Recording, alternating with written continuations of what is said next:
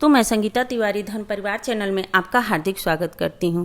दोस्तों, आज हम जानेंगे क्यों करते हैं गया में पिंडदान, क्या गया का रहस्य है, हमारे पुराण में पिंडदान को इतना महत्वपूर्ण क्यों बताया गया है, क्या सच में पितृ को जन्म मरण से मोक्ष की प्राप्ति मिल जाती है। दोस्तों, अगर जो व्यक्ति गया जाने में असमर्थ है तो अपने पूर्वजों का पिंडदान कैसे करें ताकि उनके भी पूर्वज को पितृजोनि से मुक्ति मिल सके। दोस्तों, इन्हीं बातों पे विस्तार से बताएंगे, लेकिन आपसे अनुरोध करेंगे कि वीडियो पहली बार देख रहे हैं तो प्लीज़ सब्सक्राइब करिएगा और वीडियो अच्छी लगे तो लाइक और शेयर करिएगा। कमेंट बॉक्स में हर हर महादेव जरूर लिखिएगा। दोस्तों, आप सभी लोग बिहार राज्य में गया तीर्थ का नाम सुना होगा, जिसे मोक्ष स्थली नाम से भी जाना जाता है। यहाँ देश के कोने कोने से लाखों व्यक्ति पितृपक्ष में अपने पूर्वज के मोक्ष के प्राप्ति के लिए पिंडदान करने के श्राद्ध करने जाते हैं। दोस्तों, हमारे गरुड़ पुराण कथा में वर्णित है कि पितृपक्ष में गया में पिंडदान करने से 108 कुल और 7 पीढ़ियों तक का उद्धार हो जाता है। गरुड़ पुराण में यहाँ तक वर्णित है कि पितरों की मुक्ति के लिए विश्व में गया को सर्वश्रेष्ठ तीर्थ स्थल माना गया है। आइए जानते हैं कि पितृपक्ष में पिंडदान करने से कैसे पितृलोगों को सदा के लिए मुक्ति मिल जाती है। दोस्तों, किस असुर के नाम पर गया का नाम गया पड़ा। दोस्तों, गरुड़ पुराण के आधार कांड में वर्णित कथा के अनुसार जब ब्रह्मा जी सृष्टि की रचना कर रहे थे, उस समय गया में एक गया नाम के असुर की रचना हो गई। वे किसी असुर स्त्री के कोख से नहीं पैदा हुए थे, इसलिए उनकी प्रवृत्ति असुरों वाली नहीं थी, मानव की तरह था, लेकिन स्वरूप भले ही उन्हें राक्षस की भांति मिला था।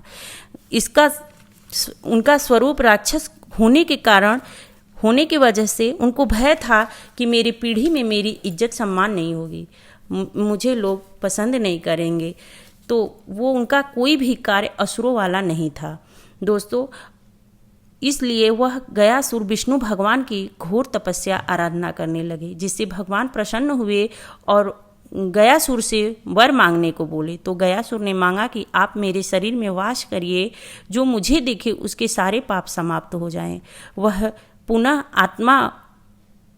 देवात्मा में बदल जाए, उसे स्वर्ग में स्थान मिल जाए। भगवान ने वर दिया और फिर गया ने विनती करते हुए विष्णु भगवान से बोले, हे प्रभु, मेरी इच्छा है कि आप सभी देवताओं के साथ अप्रत्यक्ष रूप से इसी गया की शिला पर विराजमान रहें, ताकि यह स्थान मृत्यु के बाद किए जाने वाले धार्मिक अनुष्ठान के लिए तीर्थ स्थल बन जाए। श्री हरि विष्णु ने कहा, गया तुम धन्य हो, तुमने व्यक्ति के जीवित लोगों के लिए भी वरदान मांगा और मृतक आत्मा के मोक्ष के लिए भी वरदान मांगा। दोस्तों, तब भगवान ने आशीर्वाद दिए कि जहाँ गयासुर स्थापित हुआ है, वहाँ पितरों के श्राद्ध तर्पण करने के लिए मृतक आत्माओं की पीड़ा से मुक्ति मिलेगी। गरुड़ पुराण माने तो तभी से पितरों का वहाँ श्राद्ध होने लगा, जिससे कि उसे जीवन मरण के चक्र से मुक्ति मिल सके। दोस्तों, गरुड़ पुराण कथा में ये भी वर्णित है कि जिस व्यक्ति की मृत्यु किसी जानवर या विषैले सर्प आदि के द्वारा तथा अकाल मृत्यु हो जाता है, तो वहाँ पे पिंडदान करने से, श्राद्ध करने से वो सब प्रेत योनि के बंधन से मुक्त होकर स्वर्ग में चले जाते हैं पितृलोग। पिंडदान करने से पितरों की शाश्वत तृप्ति हो जाती है। गया में मुख्य तीर्थ स्थल के बारे में जाने तो दोस्तों, वहाँ पर्वत पर विराजमान भगवान शिव का दर्शन करके मनुष्य अपने पितृ ऋण से मुक्त हो जाता है।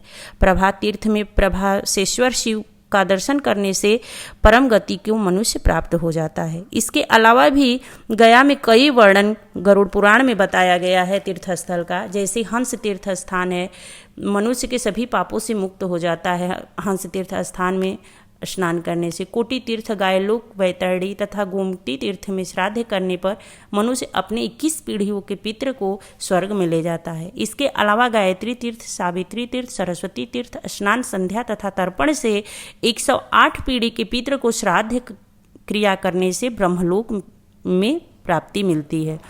दोस्तों, स्नान करके प्रभास तीर्थ और प्रेतशिला तीर्थ में श्राद्ध करने से पितृ को प्रेत योनि से मुक्ति मिल जाती है और मोक्ष की प्राप्ति हो जाती है। दोस्तों, मैंने गया के महत्व के बारे में बताया है, लेकिन कुछ लोगों का कहना है कि जो व्यक्ति गया जाने में असमर्थ है, उसके पास क्षमता नहीं है गया तीर्थ करने का, तो वो व्यक्ति अपने पितृ देवता को कैसे मुक्ति दिलाए। दोस्तों, सनातन धर्म की मान्यता है कि प्रत्येक अमावस्या के दिन गंगा स्नान करके और अंजलि में गंगा जल भर के गंगा तट पर अपने पितृ देवता को जल अर्पित करता है तथा प्रत्येक अमावस्या के दिन पीपल के वृक्ष में सूर्योदय से पहले कच्चा दूध मिला के जल अर्पित करता है व्यक्ति और सायंकाल दीपक वृक्ष के नीचे प्रज्वलित करता है सरसों तेल का, उसके 21 पीढ़ियों को पितृ को मुक्ति मिल जाती है।